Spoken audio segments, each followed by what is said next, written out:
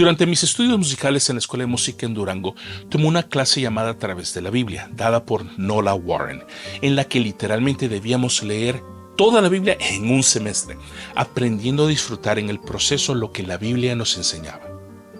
Aunque, francamente, no logré terminar de leerla en esa ocasión, años después, y obviamente sin sentirme obligado, volví a leerla por completo. Quedé especialmente cautivado por el libro de los Salmos. Fue entonces en el Salmo 3 donde, de repente, me encontré con una palabra que ya había leído, pero nunca había analizado detenidamente. Este salmo fue escrito, número 1, por el rey David, en un momento crítico especialmente, mientras huía de su hijo Absalón, quien intentaba arrebatarle el trono. El texto expresa, sobre todo, la protección y el refugio que encontramos en Dios en momentos de dificultad. Y ahí, al final del salmo, surgió una palabra y apareció algo inusual: Selah.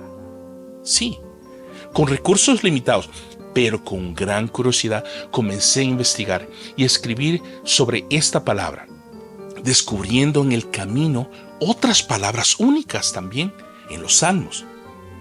Palabras que superficialmente podrían pasar desapercibidas fácilmente, pero sin embargo, en mis estudios y en mi lectura llegué a la conclusión de que estos términos reflejan claramente las primeras intenciones y referencias escritas musicales de la Biblia.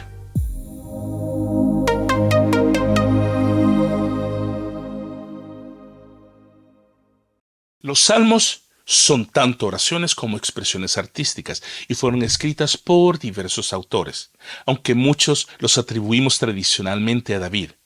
El rey David no escribió todos los salmos, sino que también hay otros autores, incluyendo al mismísimo patriarca Moisés. Déjeme compartirle algunos de los principales autores del libro de los Salmos para que comencemos en una buena base. Número 1, el rey David. Este es el autor más prominente y es el que se le atribuyen la mayoría de los salmos, 73 de los salmos, ya que abarcan alabanzas, súplicas y aún confesiones. El siguiente es Asaf, quien fue un líder musical en tiempos de David y jefe de la familia de levitas dedicados a la música en el templo. Asaf escribió 12 salmos. Los hijos de Coré, quien fueron un grupo de músicos de la familia de los levitas, caracterizados por su enfoque en la adoración y el templo. Ellos escribieron 11 salmos. El rey Salomón, hijo del rey David, a quien se le atribuyen por lo menos 2 salmos, el Salmo 72 y el Salmo 27. El patriarca Moisés, conocido principalmente por su rol como líder y al cual Dios usó para liberar a Israel de la esclavitud de Egipto. Moisés, para sorpresa de muchos, él fue el que compuso el Salmo 90. Emán el Esraíta, sabio y cantante de la época de David y Salomón. A él se le atribuye el Salmo 88. Entre otros también está Etán el Esraíta, quien es otro sabio y músico contemporáneo de Emán, David y Salomón, quien escribió el Salmo 89. Y los últimos autores se les conoce como autores anónimos. Una tercera parte de los salmos, si usted no sabía, no tienen atribución específica. No se sabe a ciencia cierta quién los escribió y todavía en la actualidad sigue siendo un misterio. Lo invito a que se suscriba, nos dé un like y comparta con otros, especialmente aquellos en su equipo de alabanza que posiblemente necesitan un poco más de ayuda teológica, bíblica en cuanto al ministerio de alabanza. Recuerde que cuando usted comparte con otros, nos ayudan a llegar con la palabra de Dios a otros y aquellos que posiblemente no conocen el nombre de Jesucristo. Este podcast tiene el único propósito de compartir los principios de la palabra de Dios.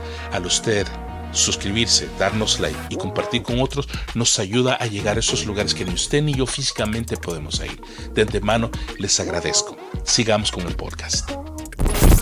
Hablemos rápidamente de la compilación del libro de los Salmos. Los Salmos se dividen en 5 libros. Cada uno de ellos tiene características particulares. El libro 1 se abarca desde el Salmo 1 hasta el Salmo 41. Mayormente estos salmos son de David. El libro número 2, que abarca desde el Salmo 42 hasta el Salmo 72, incluyendo salmos de Coré, de Asaf y de David. El libro 3, que abarca desde el Salmo 73 hasta el Salmo 89. Principalmente son salmos de Asaf y salmos de los hijos de Coré. El libro 4, que abarca desde el Salmo 90 hasta el Salmo 106. Obviamente incluye el Salmo de Moisés y otros salmos que también son anónimos. Y finalmente el libro número 5, que abarca del Salmo 107 hasta el Salmo 150. Contiene varios salmos de David y otros libros que son de autoría anónima. Entre los términos musicales de los salmos, que hablaremos hoy, pero también en episodios posteriores, encontraremos la primera palabra que comenzó todo para mí. Esta es la palabra Selah.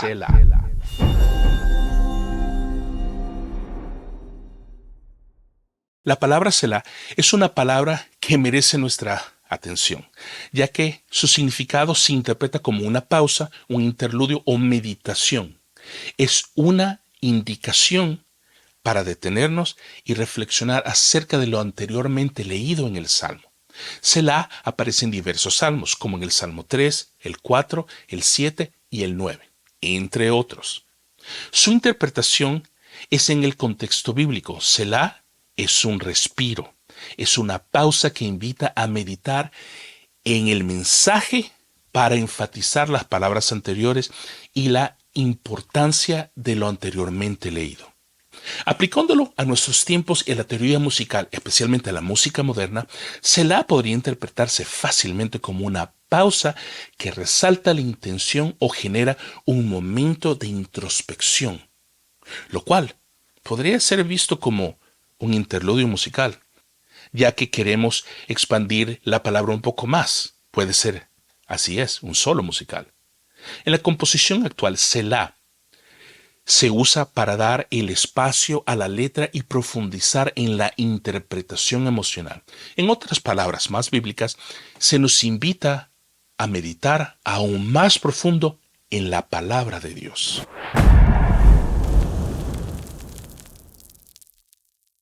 Los textos bíblicos no solo reflejan el uso de la música y términos antiguos que son aplicables y traducibles en tiempos modernos.